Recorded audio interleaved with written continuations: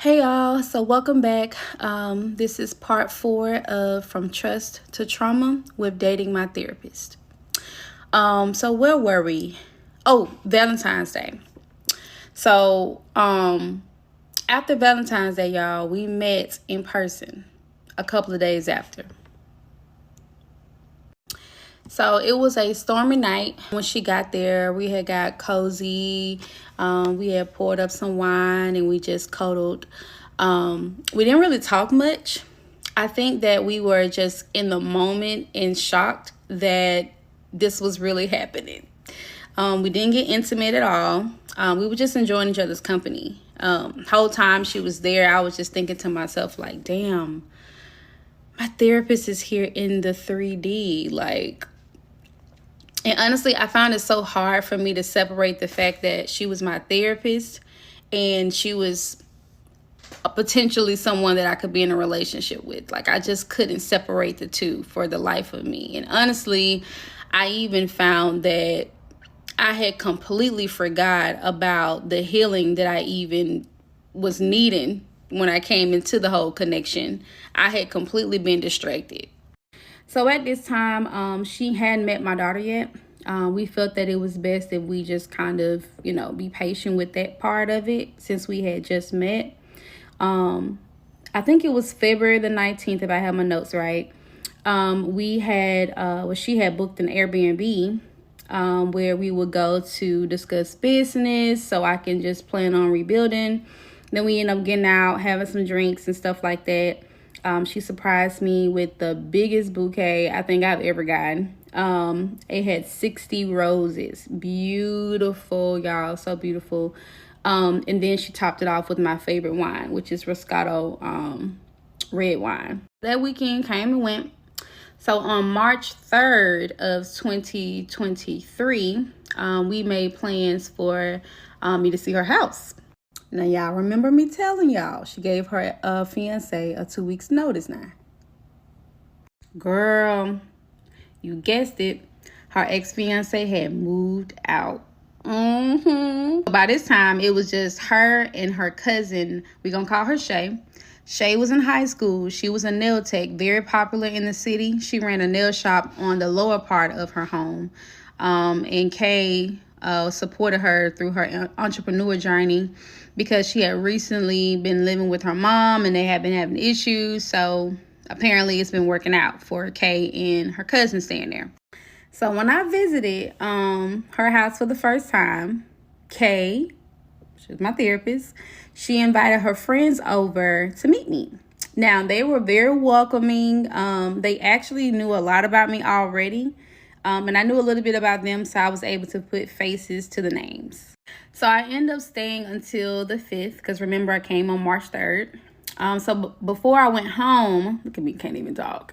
Before I went home, we walked around the neighborhood and she was showing me like different spots and different little places or whatever. And we had came across the house next door to her, which was abandoned.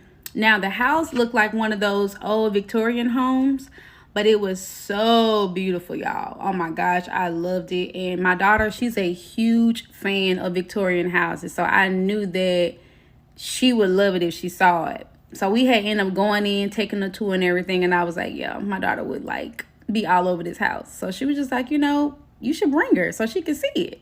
So I had went to my mom's house to get my daughter because she was there. My daughter is a teenager, by the way. At this time, she was like 13. So I was telling my daughter about the whole experience. I was talking about Kay and everything and how her cousin Shay had a nail shop in the house. So my daughter was like, oh, that's lit. She hype. Like, oh, I want to see it. All that shit was hype about it. So my daughter was already familiar with Kay because we would be on FaceTime, although she had never seen her, right?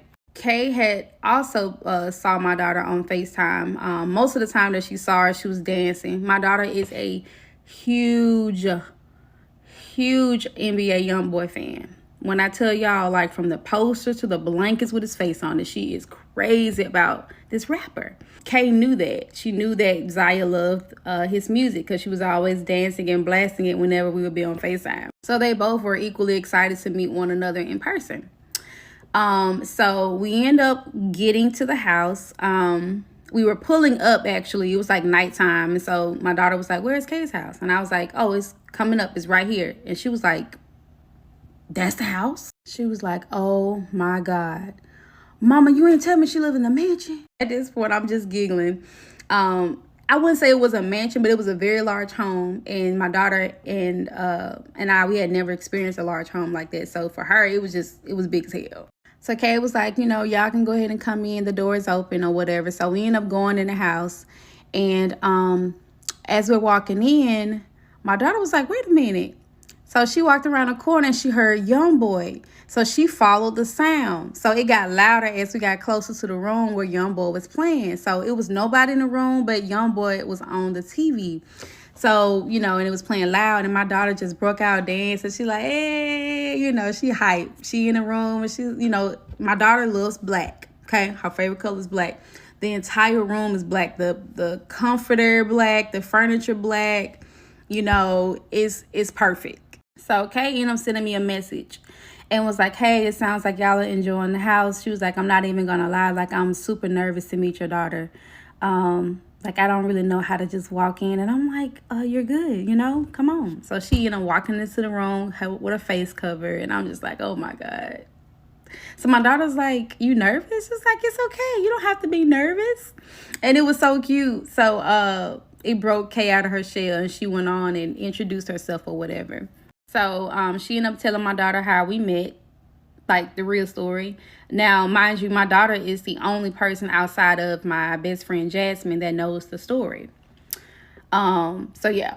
So my daughter's very mature. So she's like, well, okay, so you met my mom as a client, how do we not know that, you're not gonna do the same thing again and meet someone else, and she was just like, oh, no, that would never happen. I don't even talk to my clients or anything like that.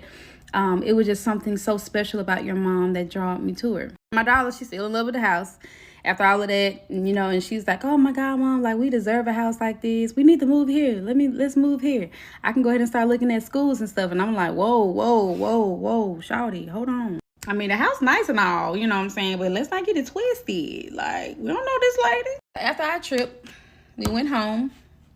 And Kay had said that how much she enjoyed meeting my daughter, how it turned out better than she thought. And she thought it was a good idea if we all was to hang out. So we decided on making plans to go to a buffet where we can just kind of sit down, talk, just really bond so she can get to know Desire a bit more.